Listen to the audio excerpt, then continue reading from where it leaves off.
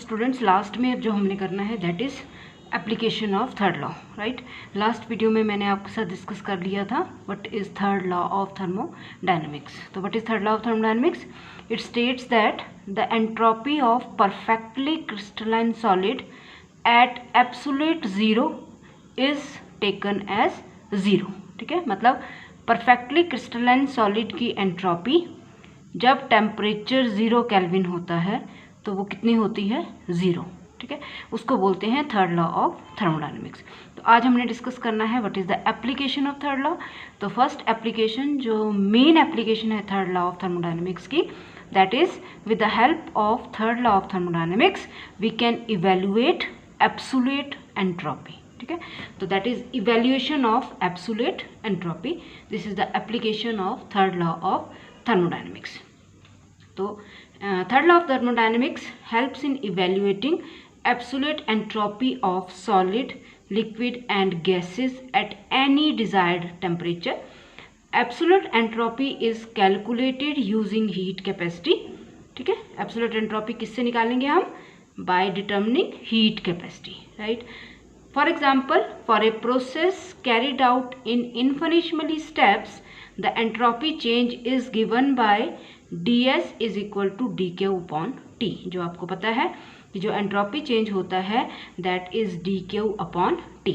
Students, जब आपके साथ स्टेट फंक्शंस और पाथ फंक्शंस डिस्कस किए गए थे तो आपको बताया गया था कि क्योंकि हीट एक पाथ फंक्शन होता है, ये स्टेट फंक्शन नहीं होता है, तो ये कंप्लीट डिफरेंशियल नहीं होता बल्कि इट इज़ इनकम्प्लीट, या जिसको आप बोलते हो इनएग्जैक्ट डिफरेंशियल। ठीक है स्टूडेंट्स, तो क्योंकि Q या dQ जिसको आप बोलते हो it is not exact differential, it is inexact differential, so it cannot be integrated between two limits। वो हमने पहले डिस्कस कर लिया है।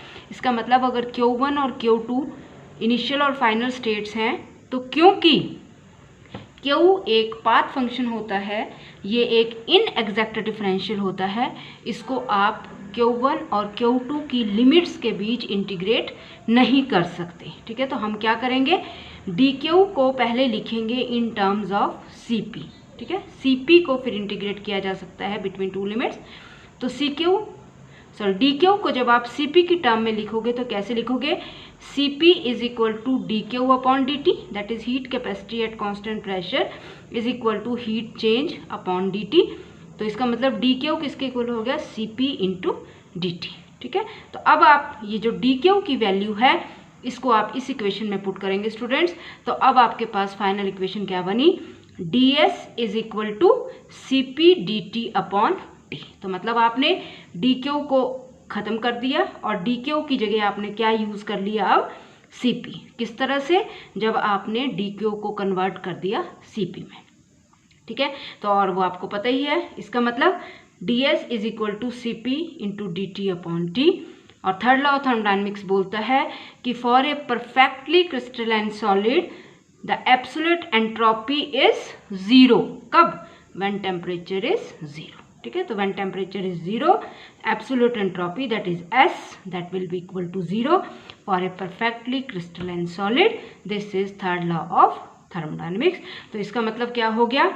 अगर मैंने चेंज इन एंट्रोपी निकालना है बिटवीन टू लिमिट्स, और वो दो लिमिट्स क्या लूँगी स्टूडेंट्स? मैं वो दो लिमिट्स लेंगे हम between temperature 0 to any temperature T। ठीक है, from 0 to any temperature T। तो entropy change when temperature changes from absolute 0 to T।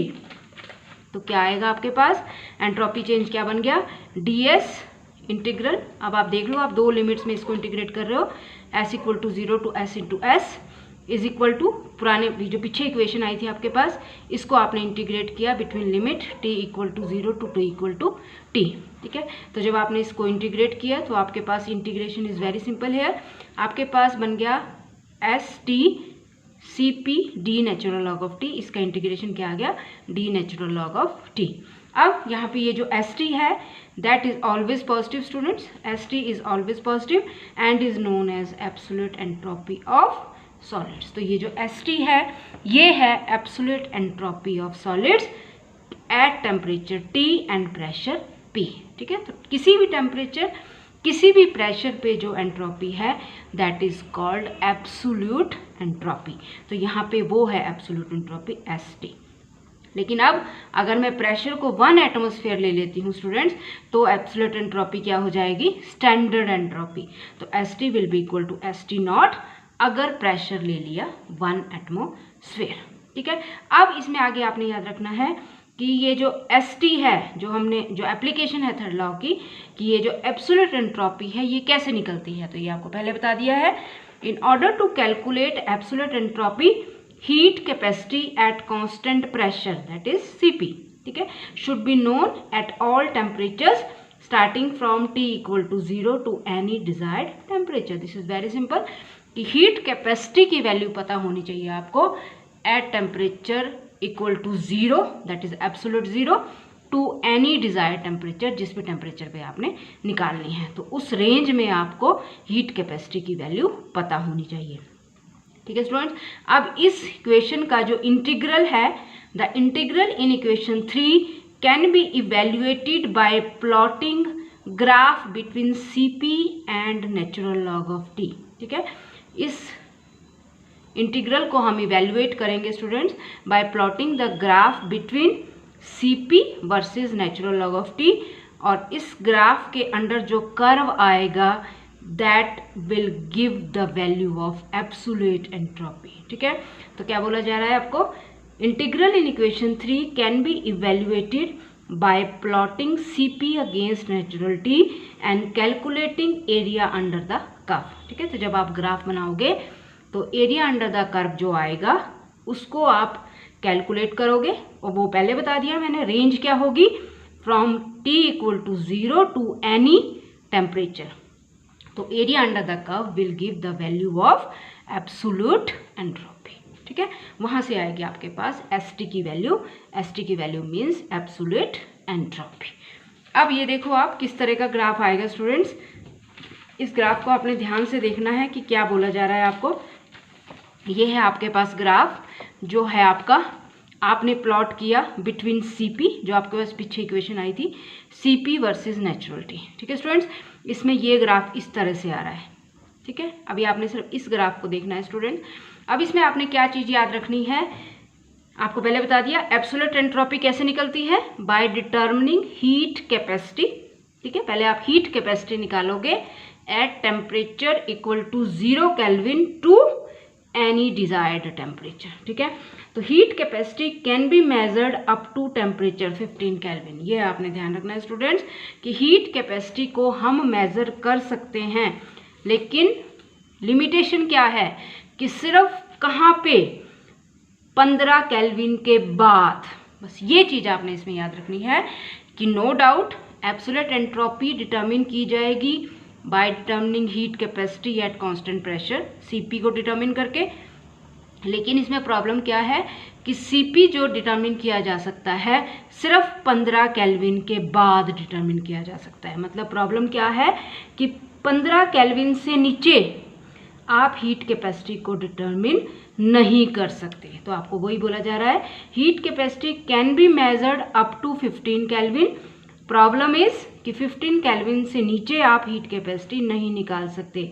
तो ये जो BC पार्ट है स्टूडेंट्स कर्व का, ये है आपकी हीट कैपेसिटी जो आपने एक्सपेरिमेंटली निकाल ली, क्योंकि पहले बता दिया 15 केल्विन के बाद आप हीट कैपेसिटी किसी भी सॉलिड सब्सटेंस की एक्सपेरिमेंटली इजीली कैलकुलेट कर सकते हो। तो कर्व में जो ये BC पार्ट है, ये है वो हीट कैपेसिटी जो आपने सब्सटेंस की निकाली with increase in temperature 15 kelvin के बाद। तो यही बोला जा रहा है, BC part of the curve is obtained using experimental values of CP। Condition limitation क्या थी? इसके नीचे। तो इसके नीचे कैसे निकालनी है? वो है कि to get the values at 0 kelvin. इसके नीचे का मतलब ही हुआ 0 केल्विन, ठीक है, क्योंकि 0 केल्विन पे निकालने के लिए आप इस ग्राफ को क्या करोगे? Extrapolate area under the curve, ठीक है। To get the values at 0 kelvin curve is extrapolated, ठीक है। तो जो एरिया अंडर द कर्व आया वो देगा आपको इंटीग्रल की वैल्यू, ठीक है। इंटीग्रल किसके बीच में है? Between temperature range of 0 kelvin to 15 kelvin. इस 0 केल्विन से 15 केल्विन की जो वैल्यू है एरिया अंडर द ग्राफ की, वो है आपकी इंटीग्रल की वैल्यू। ठीक है, तो आपके पास हो गया। यहाँ तक आपने एक बार दोबारा से सुन लेना है स्टूडेंट्स। मैं आपको बता रही हूँ कि एब्सोल्यूट एंट्रोपी निकालने के लिए आपको निकालनी पड़ती है हीट कैपेसिटी, लेकिन प्रॉब्लम क्या है कि हीट कैपेसिटी 15 केल्विन के बाद तो इजीली निकल जाती है एक्सपेरिमेंटली, लेकिन 15 केल्विन से नीचे निकालने मुश्किल है। तो अगर मैंने हीट कैपेसिटी 0 केल्विन पे निकालनी है तो उसके लिए मैंने क्या किया, ग्राफ बनाया Cp और T के बीच में, नेचुरल लॉग ऑफ T के बीच में। और मेरे जब ग्राफ बनाया तो 15 केल्विन के बाद ग्राफ मेरा इस तरह से आया, वैल्यूज एक्सपेरिमेंटली इस तरह से आई। ठीक है, तो 15 केल्विन से नीचे मतलब 0 केल्विन पे निकालने के लिए मैंने इस ग्राफ को एक्स्ट्रापोलेट किया। एक्सपेरिमेंटली आपका BC ग्राफ है, उसके बाद AB जो है ये पार्ट है जो आपने एक्स्ट्रापोलेट किया। ठीक है, ये निकाल लिया पहले, उसके बाद इसको यहाँ को एक्स्ट्रापोलेट किया तो वो हो गया AB। ये जो है ये है आपका between temperature range 0 kelvin to 15 kelvin. तो अब आपने यहाँ पे ध्यान रखना है, आपको क्लियर होना जाना चाहिए कि B क्या है। B है वो टेम्परेचर, मतलब वो हीट कैपेसिटीज का वेरिएशन विद टेम्परेचर जो 15 केल्विन के बाद है। ठीक है, A जो है वो 0 केल्विन पे है। ठीक है, 0 केल्विन पे हीट कैपेसिटी का graph with temperature, B 15 kelvin के बाद, और C एट एनी टेम्परेचर जो भी आपका डिजायर्ड टेम्परेचर है उसके हिसाब से।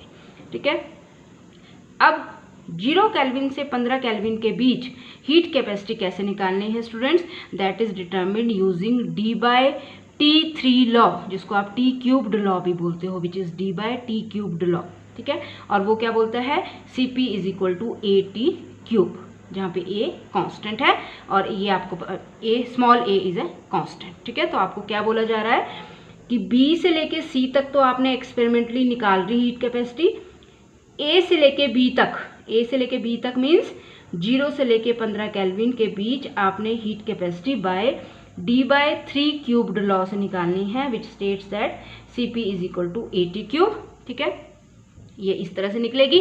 बस अब आपको यहाँ पे क्लियर हो गया अब कि पॉइंट A आपका 0 केल्विन को रिप्रेजेंट कर रहा है, B part up to which heat capacity can be measured experimentally, that is the lowest temperature corresponding to the temperature at which entropy is to be determined। ठीक है, A point पे 0 kelvin है, B point वो lowest temperature है जिसके बाद आप heat capacity experimentally निकाल सकते हो, लेकिन B के नीचे नहीं निकाल सकते, B के ऊपर निकाल सकते हो। इसका मतलब ये जो B है that is the lowest temperature, जिसको आप T1 से रिप्रेजेंट कर रहे हो। This is the lowest temperature which corresponds to the temperature at which entropy is to be determined। ठीक है, अब T1 क्या है, T1 है आपका, T1 is the temperature up to which heat capacity can be measured and C corresponds to the temperature at which entropy of solid is to be calculated। ठीक है, तो बस ये 3 पॉइंट आपको क्लियर होने चाहिए। A आपका 0 केल्विन है, B आपका वो पार्ट है जिसपे आप हीट कैपेसिटी एक्सपेरिमेंटली निकाल सकते हो। ठीक है, और जो C है that correspond to the temperature at which entropy is to be determined. A 0 kelvin, B lowest temperature T1 और C वो टेम्परेचर T है जिसपे आपने एब्सोल्यूट एंट्रोपी निकालनी है। तो T1 is the temperature up to which heat capacity can be measured. तो यहाँ पे आप लिख सकते हो it is T1, it is 0 kelvin and it is T। बस ये चीज़ें आपको क्लियर होनी चाहिए। तो T1 is the temperature up to which heat capacity can be measured and C corresponds to the temperature at which entropy of solid is to be calculated। Right, बस अब आपने क्या करना है कि जो आपकी ये इंटीग्रल इक्वेशन है इसको आपने 2 पार्ट में डिवाइड करना है। तो वो सिंपल है, 2 पार्ट में डिवाइड कर दिया आपने। ST जो आपकी absolute entropy I that is 0 to T। ठीक है, वो मैंने पहले बता दिया, एब्सोल्यूट 0 से एनी टेम्परेचर T। ठीक है, 2 पार्ट में डिवाइड कर दिया। राइट, उसके बाद फर्स्ट इंटीग्रल, क्योंकि आपको पता है जो आपको 0 से T1 तक निकालना है वो निकालना है by D/T3 law, T cubed law जिसको आप बोलते हो, वो उसकी वैल्यू आपने निकाल ली। ठीक है। तो आपके पास जब आपने इसको कैलकुलेट किया तो आपके पास आ गई इसकी वैल्यू 1/3 Cp एट T1, ठीक है।